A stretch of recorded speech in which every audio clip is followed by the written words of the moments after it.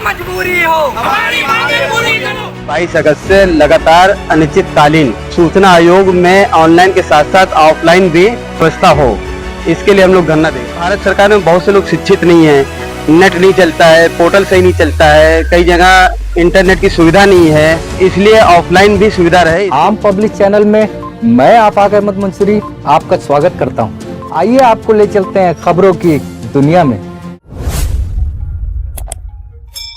लखनऊ सूचना आयोग से जनहित के बार बार अनेक आवेदन लगातार एक ही सूचना मांगने को लेकर सूचना आयोग अपनी मनमानी कर जवाब न देने से मुकर रहा है, जिसके चलते मजबूरन अपनी मांगों को लेकर उत्तर प्रदेश सूचना आयोग गोमती नगर लखनऊ के परिसर के बाहर भारत देश के महात्मा गांधी और अन्ना हजारे जैसे आंदोलनकारी की तरह धरना लगातार जारी है। बताते चले कि जाने माने आरटीआई एक्टिविस्ट तनवीर अहमद सिद्दीकी राष्ट्रीय अध्यक्ष व अन्य अपीलार्थियों ने सूचना का अधिकार बचाओ अधिनियम के तहत धरना दिया। एक्टिविस्ट तनवीर अहमद सिद्दीकी ने धरना देने का मुख्य कारण बताते हुए कहा कि सरकार के उक्त निर्णय के खिलाफ भारतीय संविधान के अनुच्छेद 19(1) ख की व्यवस्था के अनुसार हिटलर शाही नियम की वापसी के लिए और सूचना का अधिकार अधिनियम 2005 कानून के संपूर्ण रूप से उत्तर प्रदेश सूचना आयोग के द्वारा पालन कराए जाने हेतु शांतिपूर्ण तरीके से अनिश्चितकालीन धरना किया जा रहा है।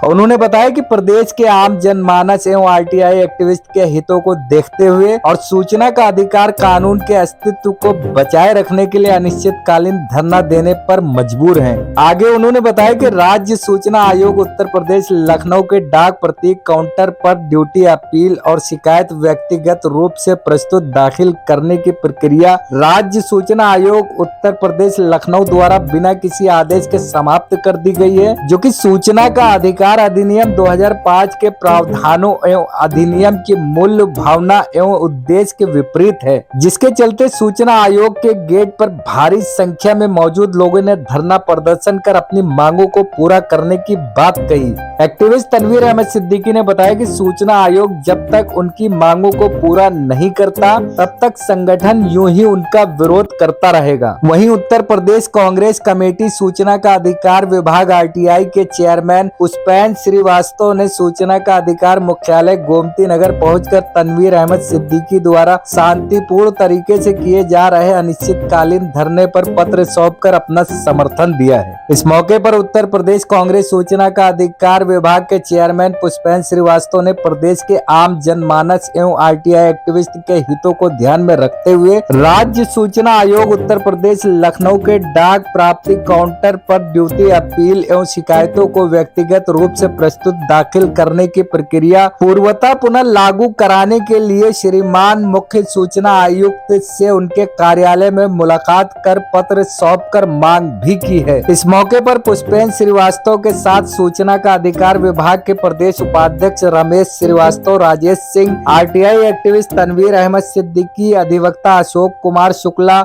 हरपाल सिंह, पत्रकार संजय आजाद, वसीम आलम, अधिवक्ता रुवैत कमाल किदवई, दिलीप चौधरी, समरजीत कुमार आदि भी मौजूद रहे। सर, आप लोगों के द्वारा यहाँ पे धरना प्रदर्शन जो किया जा रहा है, किन चीजों को लेकर किया जा रहा है? सर, ये आरटीआई भवन में हम लोग उत्तर प्रदेश सूचना आयोग गोमती नगर परिसर के बाहर धरना दे रहे हैं। 22 अगस्त से लगातार अनिश्चितकालीन कि सूचना आयोग में ऑनलाइन के साथ साथ ऑफलाइन भी व्यवस्था हो, इसके लिए हम लोग धरना दे रहे हैं। तो आपके समर्थन में सुनने में आया यहाँ पे कांग्रेस भी करके आई है? हाँ, कांग्रेस पार्टी के सूचना विभाग के चेयरमैन आज सोशल मीडिया पे देख के उन्होंने मुझे फोन किया कि मैं आपका समर्थन कर रहा हूँ, और 2:30 बजे उन्होंने यहाँ पे आके एक समर्थन लेटर भी हमें दिया और एक ज्ञापन सचिव महोदय और रजिस्ट्रार को माध्यम से दिया है मुख्य सूचना आयुक्त के लिए। आपकी ओर में ज्ञापन दिया गया, इसमें क्या क्या मांगे हैं?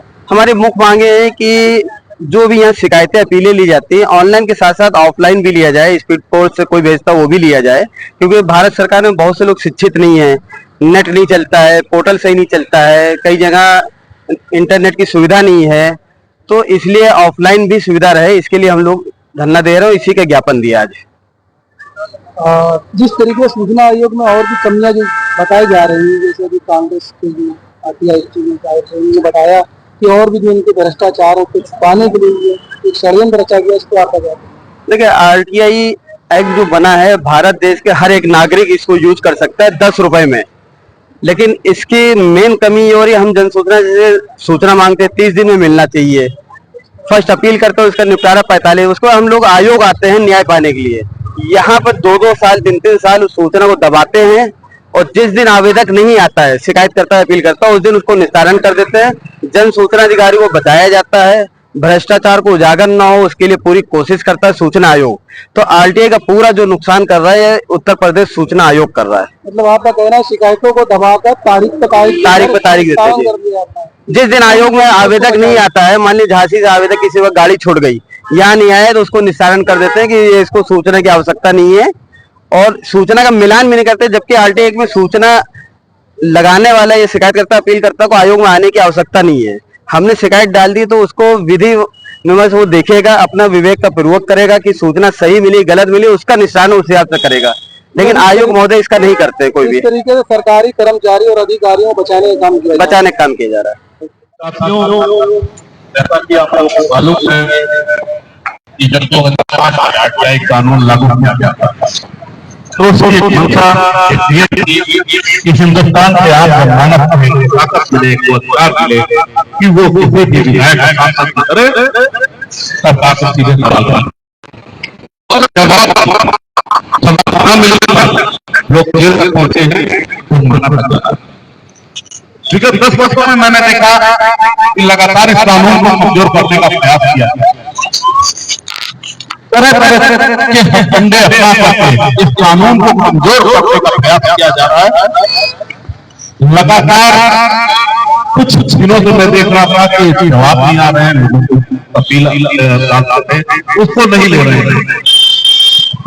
उसके बाद में जानकारी मिली कि 2 अप्रैल मना कर दिया गया है यहाँ पर ऑफलाइन लेने सिर्फ ऑनलाइन।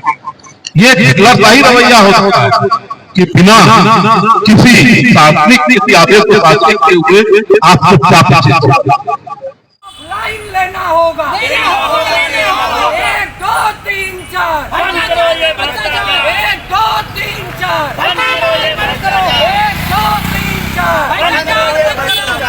जो मजबूरी हो हमारी मांगे पूरी करो, चाहे जो मजबूरी हो हमारी मांगे पूरी करो। अब आपको ये पता होगा कि ये धरना क्यों हुआ, क्यों इसकी जरूरत पड़ी।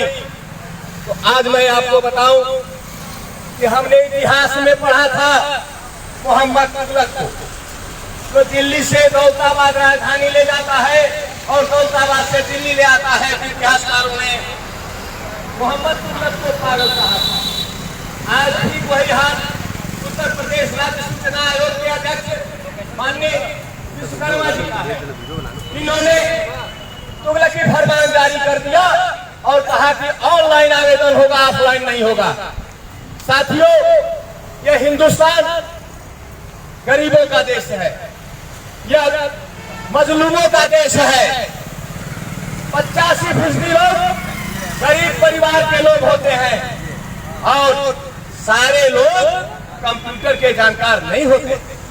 और ये आदमी तुगलकी फरमान जारी करके ऑफलाइन आवेदन को वंचित कर दिया, जिससे हिंदुस्तान में पूरे उत्तर प्रदेश की जनता प्रताड़ित है। और सूचना का अधिकार अधिनियम जिस उद्देश्य से बनाया गया उसकी परिकल्पना नहीं पूरी हो रही है।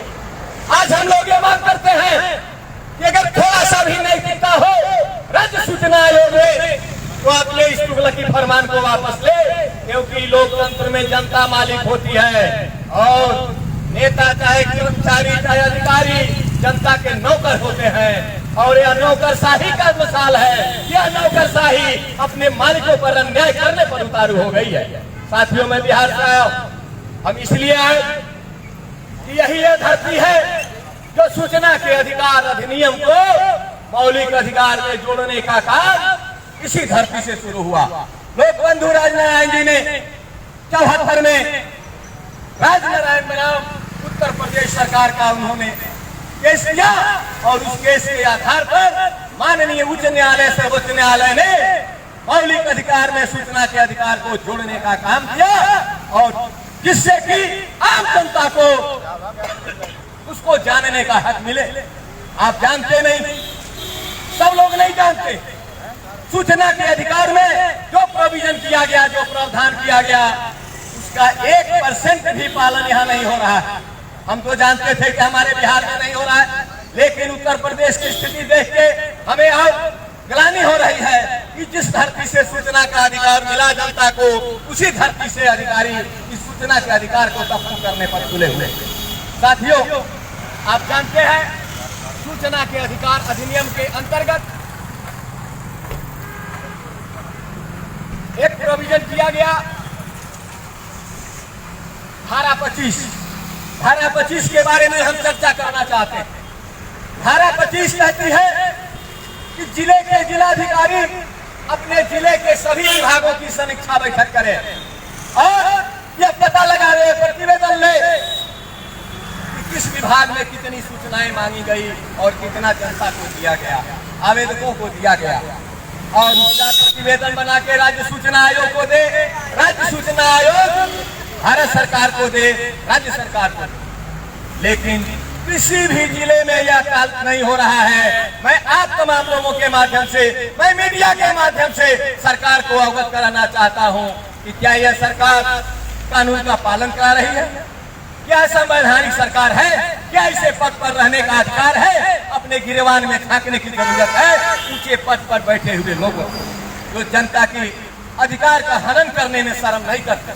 साथियों, सूचना के अधिकार अधिनियम धारा 4 कहती है कि सरकारी कामकाज को पोर्टल पर डाला जाए ताकि जनता ये जाने कि हमारे रोड में कितना पैसा आया, हमारे हर विभाग में कितना पैसा आया, कितना खर्चा हुआ।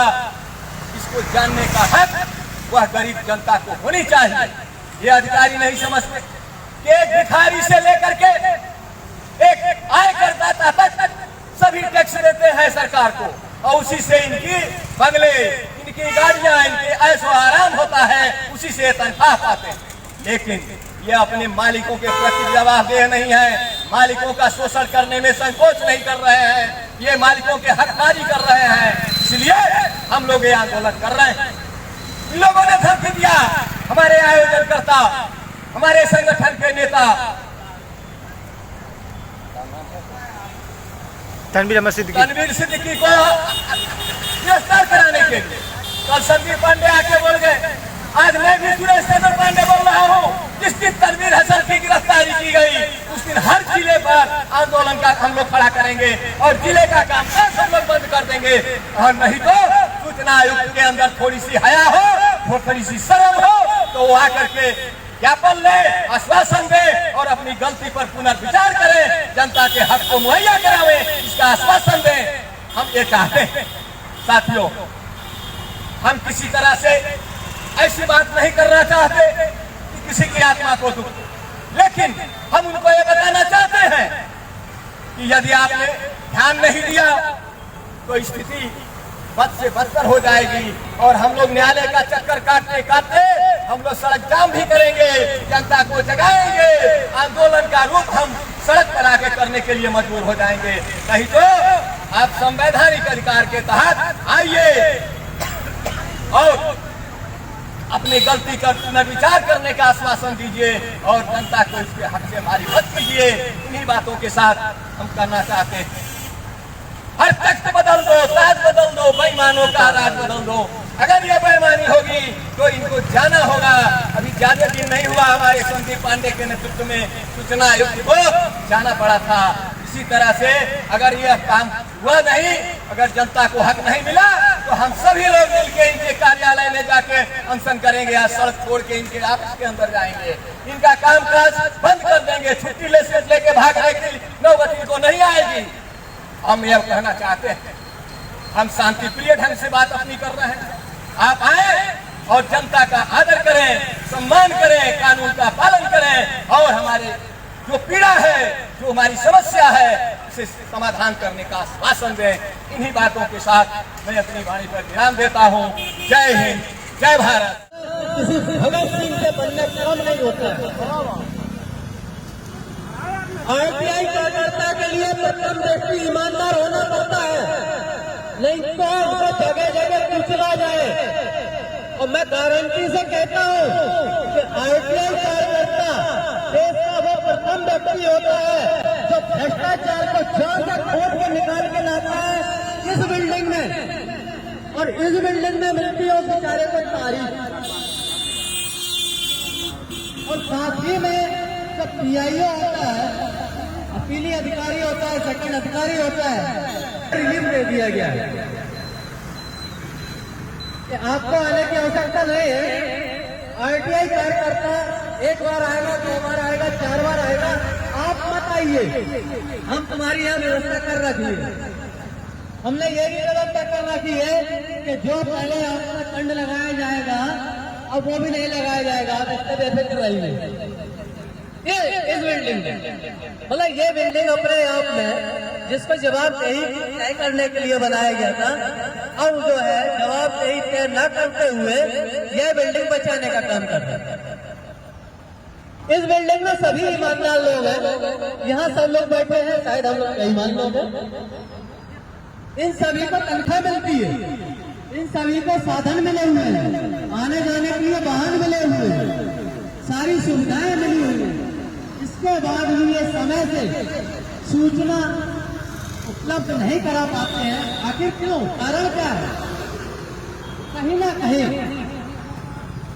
हम जो काम करते हैं भ्रष्टाचार को जड़ से खोद के निकाल के लाते हैं और यहाँ पर सेतु बन जाता है सूचना अधिकारी का और अपीली अधिकारी का सेतु बन जाता है। और जिसके खिलाफ हम ये काम करते हैं वो भी कहीं ना कहीं इन्वॉल्व हो जाता है। आखिर डर क्यों है आप लोग? अब कौन डर रहा है?